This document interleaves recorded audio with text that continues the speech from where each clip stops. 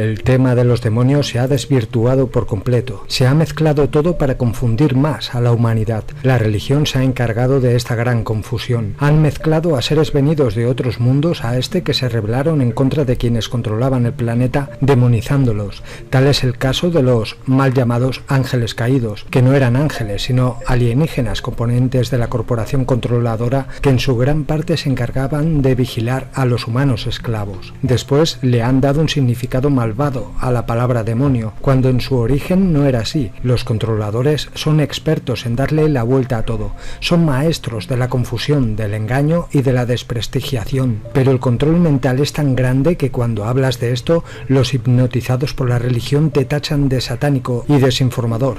Pero bueno, que sigan con sus fantasías religiosas.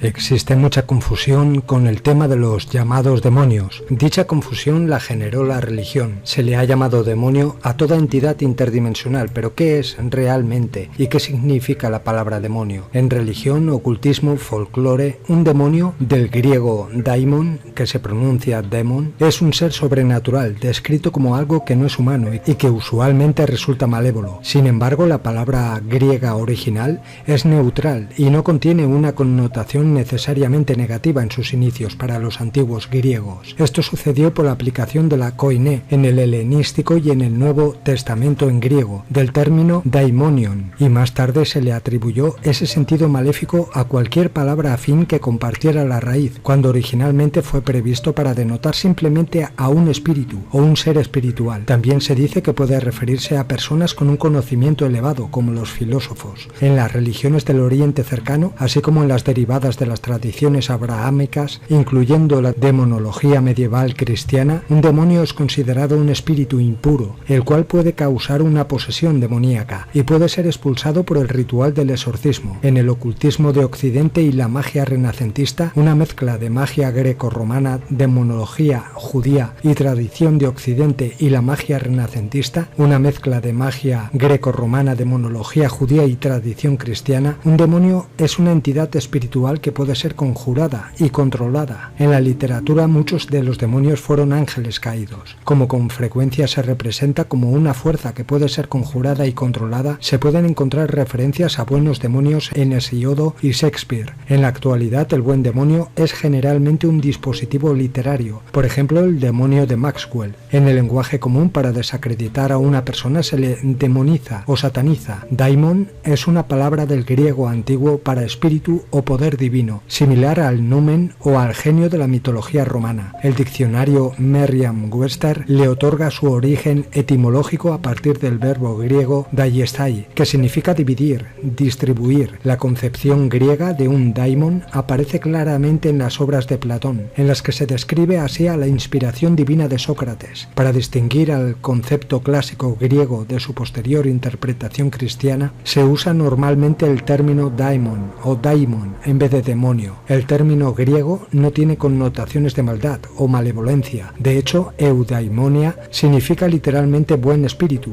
así como también felicidad. El término adquirió su actual connotación malévola en la Septuaginta o Biblia de los 70 sabios, traducción al griego de la Biblia hebrea ordenada por Ptolomeo II para la Biblioteca de Alejandría, pero basándose en la mitología de las antiguas religiones semíticas. Esta connotación fue heredada por el texto de Encoiné del Nuevo Testamento. La concepción medieval y neomedieval de un demonio en Occidente, véase el grimorio medieval llamado Ars Goetia, deriva del ambiente de la cultura popular de la antigüedad romana tardía. Actualmente los conceptos grecorromanos de daimons que pasaron a la cultura cristiana son discutidos, aunque debe ser debidamente anotado que el término se refiere solamente a una fuerza espiritual, no a un ser sobrenatural malévolo.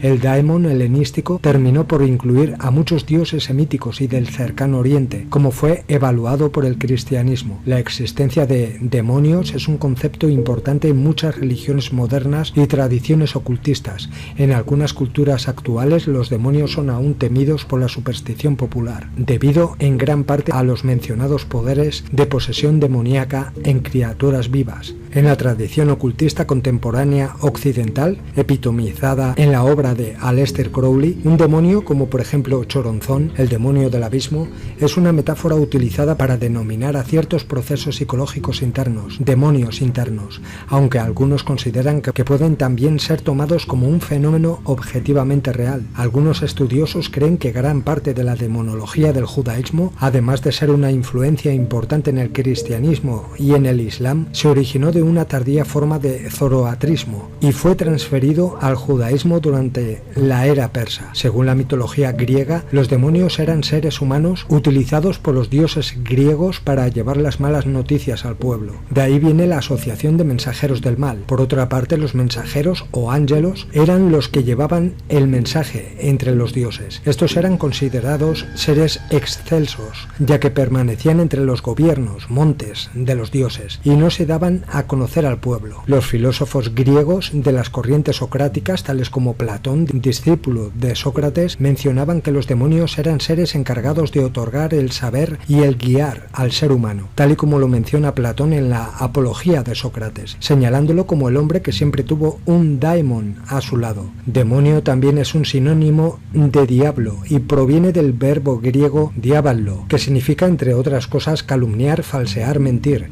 Scott Peck, un psiquiatra americano, escribió 2 libros sobre el tema: Gente de la mentira, la esperanza para la curación de la maldad humana, y Visiones del diablo, historias personales de un psiquiatra sobre la posesión, el exorcismo y la redención. Peck describe en detalle algunos casos que involucran a sus pacientes. En Gente de la mentira señala algunas características que identifican a las personas malvadas, las cuales clasifica como un trastorno del carácter. En Visiones del diablo, historias personales de un psiquiatra, Peck ingresa en detalles importantes que describen cómo se interesó en el exorcismo con el fin de desenmascarar el mito de la posesión por espíritus malignos, solo para ser convencido de lo contrario después de encontrar 2 casos que no encajan en ninguna categoría conocida de la psicología o la psiquiatría. Peck llegó a la conclusión de que la posesión era un fenómeno raro en relación con el mal, y dijo lo siguiente: las personas poseídas en realidad no son malos, están haciendo frente a las fuerzas del mal. Sus observaciones sobre estos casos se enumeran en el Manual Diagnóstico y Estadístico de los Trastornos Mentales de la Asociación Americana de Psiquiatría. Aunque trabajos anteriores de Peck fueron recibidos con aceptación popular generalizada, su trabajo sobre los temas del mal y la posesión han generado un importante debate y escarnio. Se habló mucho de su asociación con el polémico Malachi Martín, un sacerdote católico y ex jesuita, del que hice un vídeo anteriormente, a pesar de que Peck constantemente llamaba a Martín mentiroso y manipulador. Otras críticas dirigidas contra Peck incluyen un diagnóstico erróneo basado en una falta de conocimiento sobre el trastorno disociativo de identidad, antes conocido como trastorno de personalidad múltiple, y una demanda de que había transgredido los límites de la ética profesional al tratar de convencer a sus pacientes de que aceptaran el cristianismo. En la mitología caldea, los 7 dioses del mal fueron conocidos como Shedu, es decir, demonios tormentos.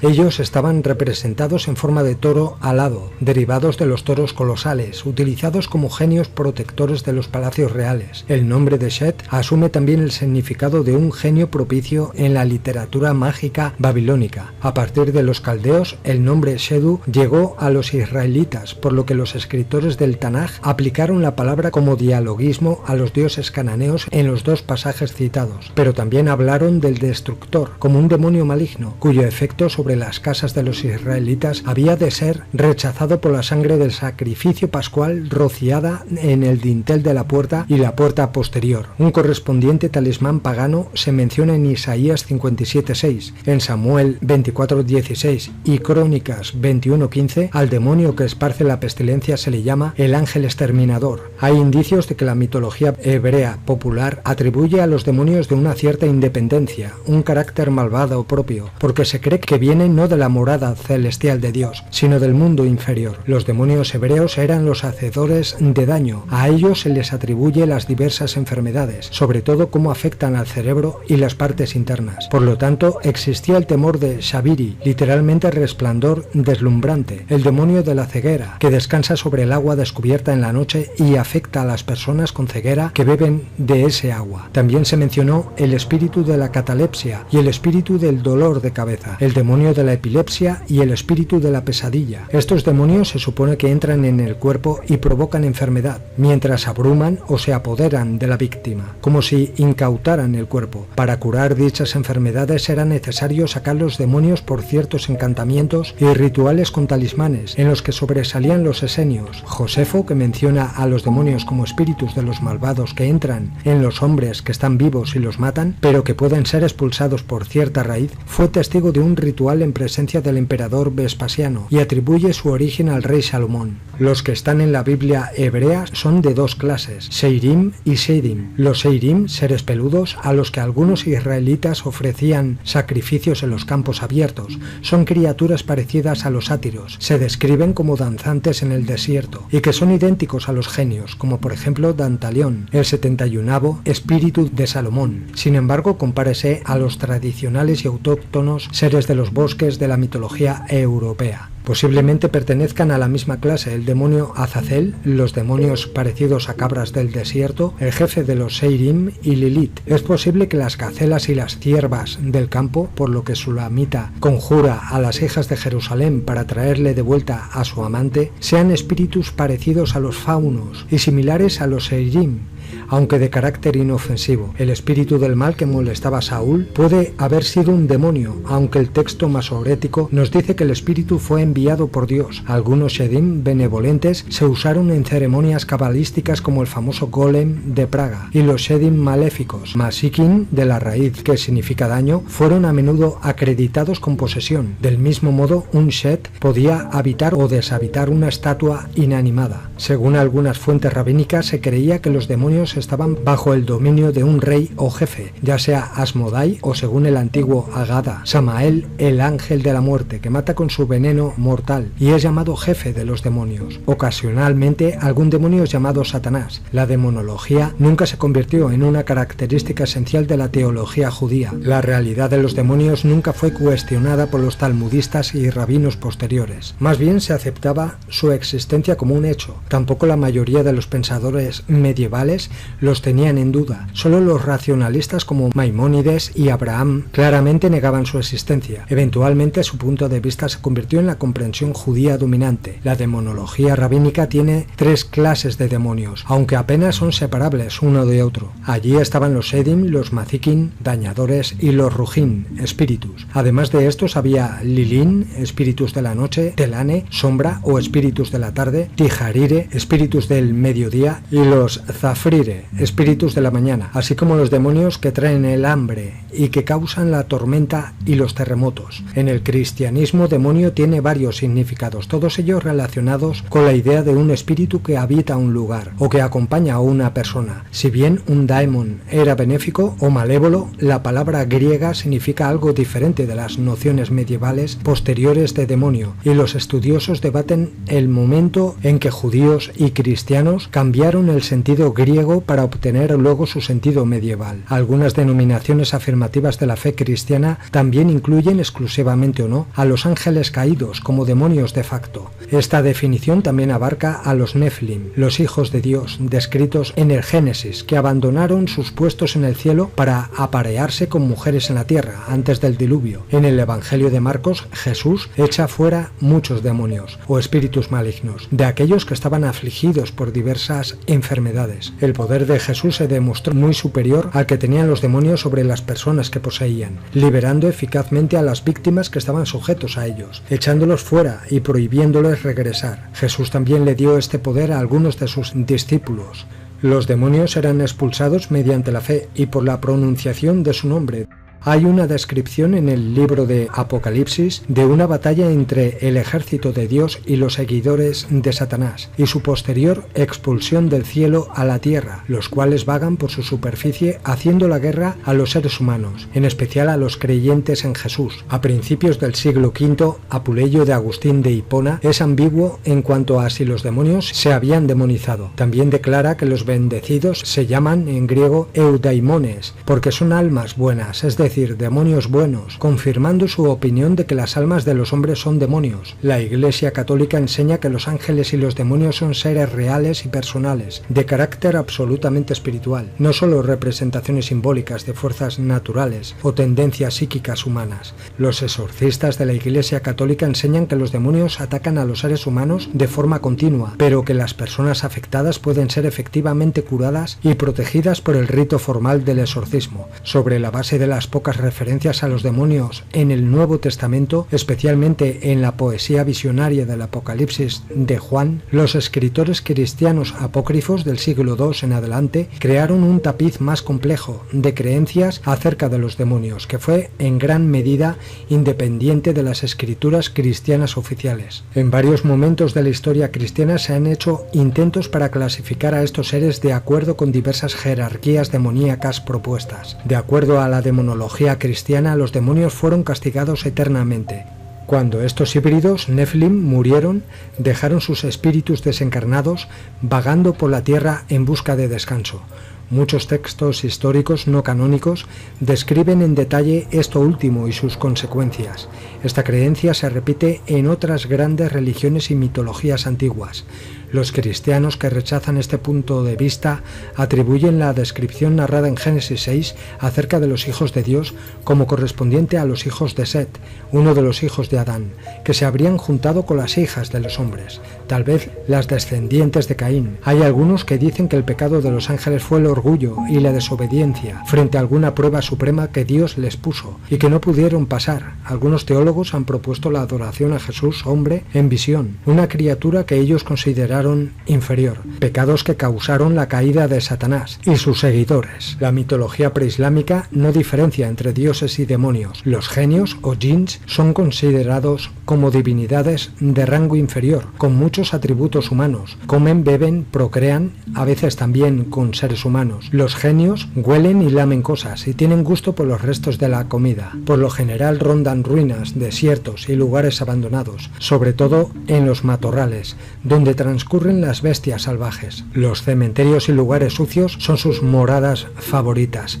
Cuando se aparecen al hombre, los genios a veces asumen las formas de los animales y ocasionalmente de hombres. En general, los genios son pacíficos y bien dispuestos para con los humanos. Más de un poeta preislámico se cree que ha sido inspirado por un buen jinn, pero también hay genios malignos que se las idean para herir a los seres humanos. El Islam reconoce la existencia de los jinns, que son seres con libre albedrío, que pueden coexistir con los seres humanos. No todos son malos, como los demonios descritos en el cristianismo. En el Islam, a los genios del mal se les conoce como los Shayatín, o demonios, e Iblis es su jefe. Iblis fue el primer jinn que desobedeció a Dios. Según el Islam, los genios se hicieron a partir del fuego, mientras que los ángeles se hicieron con luz, y a la humanidad se la hizo con arcilla. Según el Corán, cuando Dios creó a Adán con arcilla, se les ordenó a todos los ángeles y a Iblis a inclinarse ante Adán, ya que los humanos eran superiores a cualquier otra creación de Dios. Iblis, celoso,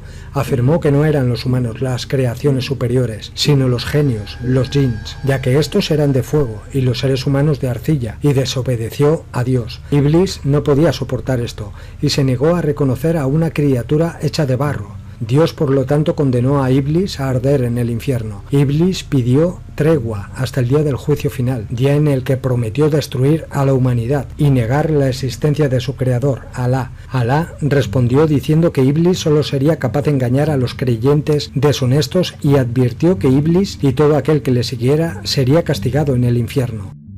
La mitología hinduista incluye numerosas variedades de espíritus que se clasifican como demonios, incluyendo betalas, yaksas, bhutas y pishachas. A menudo los raksasas y los asuras se entienden como demonios. En la religión hinduista existe el concepto de asura para designar aquellas entidades que la tradición occidental identifica como demonios. Originalmente el término asura en los primeros himnos del Rig Veda, el texto más antiguo de la India de mediados del segundo milenio a.C., significa cualquier espíritu sobrenatural, tanto bueno como malo, debido al hecho de que la rama índica del indoeuropeo está emparentada con las lenguas iraníes. La palabra Asura, que representa una categoría de seres celestiales, se convirtió en la palabra Ahura Mazda, el dios supremo de los zoroastrianos monoteístas. El antiguo hinduismo afirma que los llamados devas, espíritus del bien, y los asuras son medio hermanos, hijos del mismo padre, Kasyapa, pero algunos de los devas, como Varuna, de igual forma se les llama asuras. En una evolución posterior de la religión hinduista, el término asura llegó a significar exclusivamente seres de una raza antropomorfa, poderosos y posiblemente malignos. Sin embargo, todas las palabras tales como asura, daitya, rakshasa son incorrectamente traducidas al inglés como demons, demonios. Los asuras aceptan y adoran a los dioses, en especial al triunvirato hindú. Algunos de los rakshasas, como Ravana y Mahabali, son buenos ejemplos.